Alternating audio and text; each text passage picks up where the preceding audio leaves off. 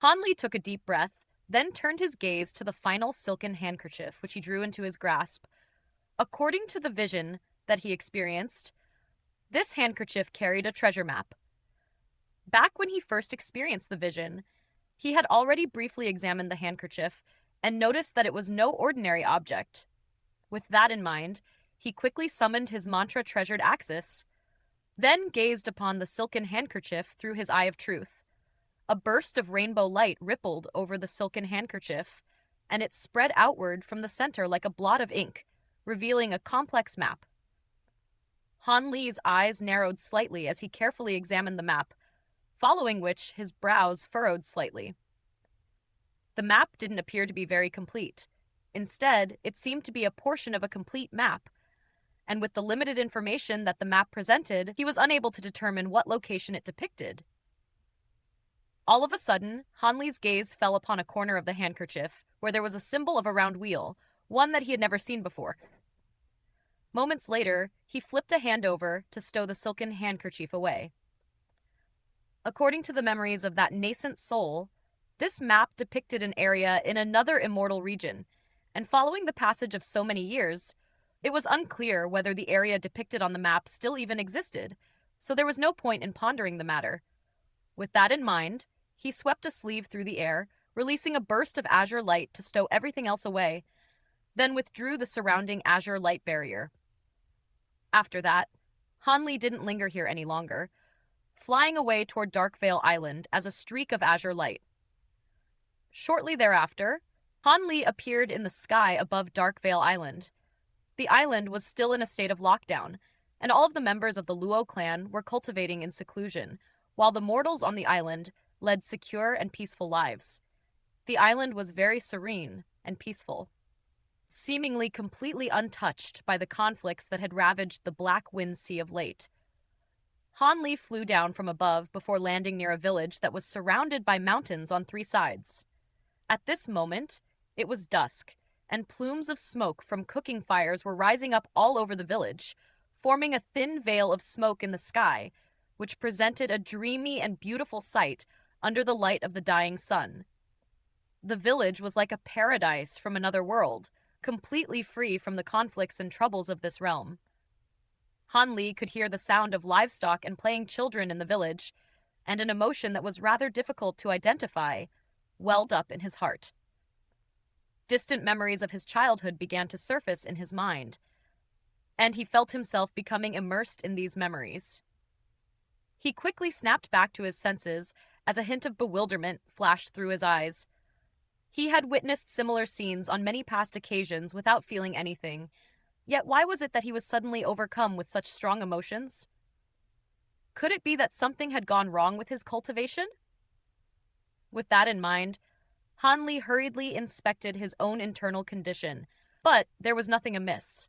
His brows furrowed ever so slightly upon seeing this, but then quickly unfurrowed again. The momentary immersion that he had experienced hadn't been detrimental to him at all. Instead, it had instilled within him a profound sense of relaxation. He gently exhaled as he shook his head. Perhaps it was because he had been wound up too tightly throughout the foray into the infernal Frost Immortal manor, and now that he was witnessing such a serene and tranquil scene for the first time in such a long time, he was finally able to relax. It seemed that it would perhaps be a good idea to visit the mortal world every once in a while, as that seemed to have profound benefits on his mental cultivation. Of course, this wasn't the time to do so. He knew that immense turmoil was going to be sweeping through the northern glacial immortal region in the near future, and that was most likely going to be followed by an extended period of chaos. After taking one final glance at the village, Han Li quickly looked away, then flew away into the distance. Moments later, he arrived in the Luo clan, then descended silently in front of a large hall. There was a layer of azure light that was gently swirling like a cloud over the gate of the hall, and it was clearly quite a profound restriction. Of course, this restriction was nothing more than child's play in Han Li's eyes, and he flew through gates of the hall in a flash, while the azure restriction remained completely oblivious.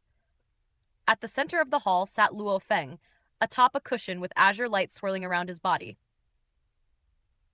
Han Li appeared in front of Luo Feng in a stealthy manner, then gave a slight nod of approval as he observed Luo Feng's cultivation.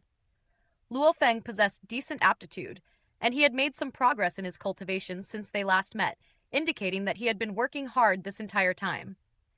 With that in mind, a burst of crimson light flashed over Han Li's body, and he reverted back to his original appearance. Luo Feng seemed to have detected something, and he opened his eyes, upon which he hurriedly rose to his feet after spotting Han Li. Master Liu Shi! Luo Feng greeted with a respectful salute. I came here today because I have some things to speak to you about, Han Li declared. Please go ahead, Luo Feng hurriedly prompted. I'm going to be leaving Dark Vale Island for some time soon. In my absence, continue to oversee the island as normal, Han Li instructed. Luo Feng was very much taken aback to hear this, and he hurriedly asked, How long will you be away for? Han Li had no concrete answer to this question, so he replied in a truthful manner, I can't say for sure, but it'll most likely be a very long time. Luo Feng's face instantly paled significantly upon hearing this, and he hurriedly said, Right now, the conflict between Black Wind Island and Azure Feather Island is still ongoing. Our Dark Vale Island hasn't been swept up in it for now, but it's only a matter of time. Without your presence, there's no way we'll be able to withstand that ordeal on our own, and the allegiance of those itinerant immortals will most likely begin wavering again. If you're not receiving sufficient power of faith to satisfy you, then I can instruct the mortals on the island to be even more earnest in their worship. Han Li raised a hand to cut Luo Feng off, then said, There's no need to be concerned.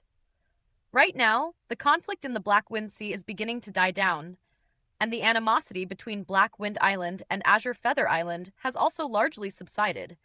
On top of that, even though I'm leaving, my avatar will still remain on the island, and it possesses sufficient power to keep those itinerant immortals in check so that they remain loyal to Darkvale Island. Really? Luo Feng asked in a slightly uneasy fashion, and it was unclear whether he was asking about the conflict between Black Wind Island and Azure Feather Island or about Han Li's earthly deity avatar. Of course. So you can rest assured. Dark Vale Island is quite an important place to me, so there's no way I'll abandon it. Han Li assured. Luo Feng was slightly reassured upon hearing this, and he immediately made a display of loyalty. Thank you, Master Liu Shi. Rest assured, our Luo clan will be your most loyal servants for all of eternity. A faint smile appeared on Han Li's face as he flipped a hand over to produce a storage tool, which he handed to Luo Feng as he said, There are some cultivation resources in here for you to use. Luo Feng accepted the storage tool, and as soon as he injected his spiritual sense into it, he was instantly rooted to the spot. There was an enormous array of spirit materials, pills, and spirit treasures within the storage tool, alongside countless spirit stones, and it was more than 1,000 times the Luo clan's current wealth.